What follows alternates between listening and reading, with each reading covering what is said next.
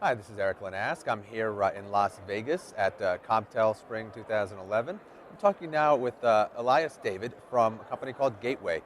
Elias, welcome. Thank you for joining Thank you me. very much. So, to start off, tell me a little bit, who is Gateway? What do you do? So Gateway is a carrier services division. We're owned by a mobile operator in Africa called Vodacom, but we are, if you like, the international arm for them and a number of other mobile operators. Our core focus, our mission statement is connecting Africa. So we offer voice and data services to a lot of the mobile operators in Africa, a lot of the big groups, and transit, like I said, both their voice and their data in and out of the continent. So, understanding that, what brings you here to Las Vegas and Comptel? Well, apart from the fact it's in Vegas. Um, there's obviously increasing synergies between the US market and Africa. There's population sort of migrations. And what we ultimately offer is a very high quality voice termination product that goes over our own satellite or fiber network into Africa. So for the end user, we typically only route their calls directly to the end operators. And we see that quality is becoming an increased focus for either the carriers like the AT&Ts, the calling card guys. So we're here kind of targeting, working with them, ensuring that two things happen. The customer in the US, when they make a call, they get routed to the right operator over a high quality network, and vice versa.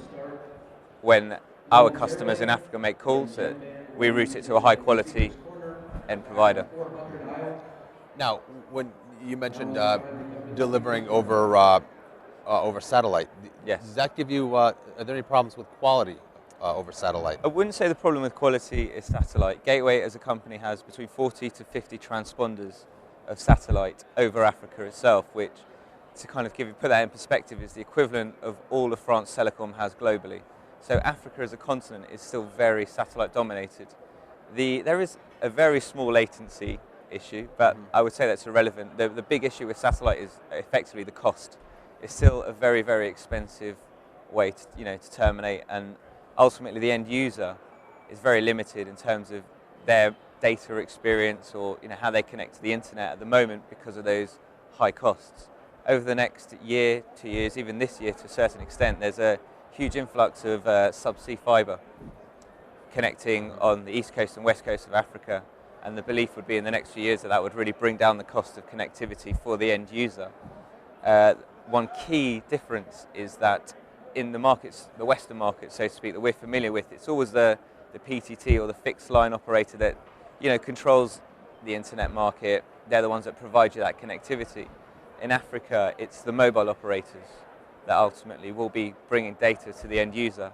And a lot of people's experience will be, on the smartphone, on the handheld. The PC, the laptop, it's more marginal, maybe the business user, but the ultimate experience will be very different, and it's almost going to evolve in a very different way with the mobile operator kind of at the head of the user experience. And the migration, like I say, off satellite onto fiber will make that cheaper and give the end user, faster speeds, etc. Ultimately, though, whether in North America or in Yeah. Africa, it sounds like the evolution of the market in both parts of the world is being driven by mobile devices. Yes. Yes, you're right. There's, a lot of PCs and laptops and things, obviously in use here in the U.S. Yeah. But it's all about the mobility, isn't it? Absolutely. I mean, very much so. We are, as mentioned, owned by Vodacom, who are 65% owned by Vodafone as a group. And if you look at Vodafone Group's results this year, the key drivers were certainly the data growth. And it's absolutely, I think the smartphone, the device is really changing, the way that people communicate. It's the way making everything evolve in a different way, and it's driving that kind of data, the growth and the demand for data. Absolutely. So, and again, you mentioned the expansion of undersea cables coming shortly. Why did you choose to leverage satellite technologies in the first place? Effectively, it was the only option.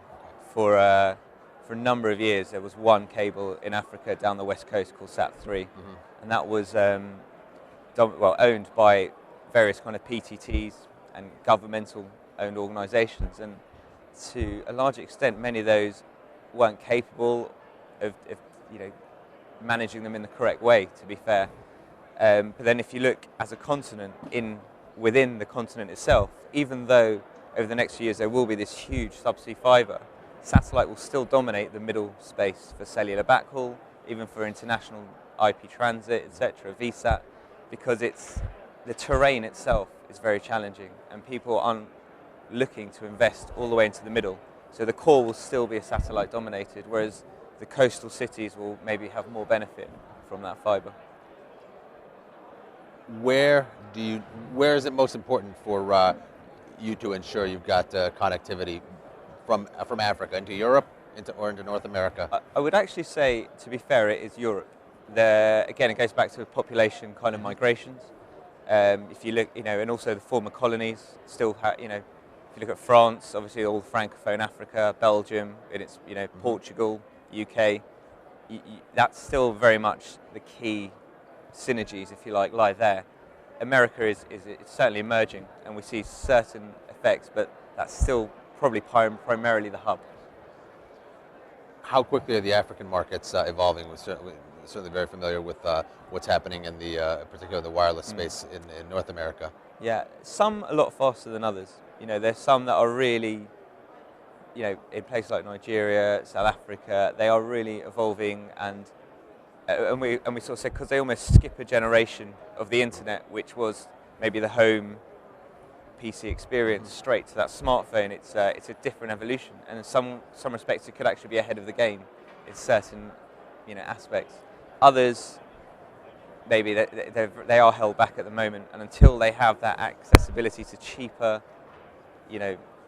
connectivity, they're going to be very held back, and it will take a lot longer for them to catch up. Is the infrastructure in place? Not at present for a lot of them, certainly not.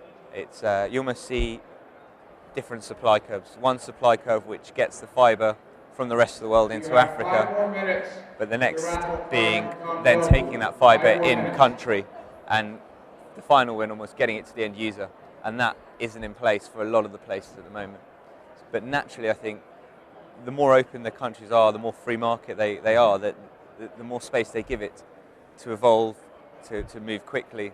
Other markets, like if you look at North Africa, Egypt, for example, it's still monopolised, and Telecom Egypt has a monopoly there, so in many respects it slows potential growth. So when you see that kind of deregulation, it does help growth.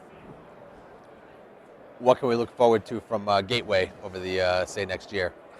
One very interesting product that we just launched is with a company called Alto Bridge, and it effectively allows you to deploy a base station in a remote kind of rural area for something like $50,000 to $60,000.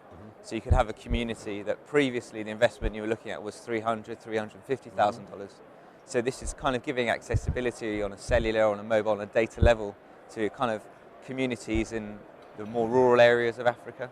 So it kind of enables to have that. Obviously, as mentioned, our parent, Vodacom, is a principal investor in the WAX cable. So WAX is going live in a year from now. And that, the actual capacity there is staggering. So it will really, hopefully, like I say, open up that market. But otherwise, generally, we as a company are looking to grow beyond this niche of Africa. Maybe leverage certain relationships a bit better, move more into the Middle East, into other certain areas on the carrier side. We have a very strong brand for quality, and people rely on us. They know that they can kind of park their traffic with us and it will go to where we go, and we feel that we could kind of leverage that a lot, to now look at the Middle East, maybe other certain areas. What kind of similarities are there between Africa and the Middle East? Similarities, again, would rely to sort of traffic patterns. There's a lot of synergies, first and foremost, between the two, because there's a lot of migrant, let's say, working populations in places like Qatar, Dubai, those sort of places, even Saudi. So there's a lot of natural traffic that goes there. Similarities could be often a government intervention, where the governments, in the Middle East, they manage it very well. The Gulf states have a lot of control, and they do it well. In Africa, there's the government intervention, perhaps a little bit less managed, not managed quite as well, but they have those similarities in that aspect. Good. Well, certainly look forward to keeping in touch and seeing how some of these things play out with you. Thank you very much for your time. We're talking here at CompTel with Elias David from Gateway. Elias, thanks for joining Thank you. us. Pleasure.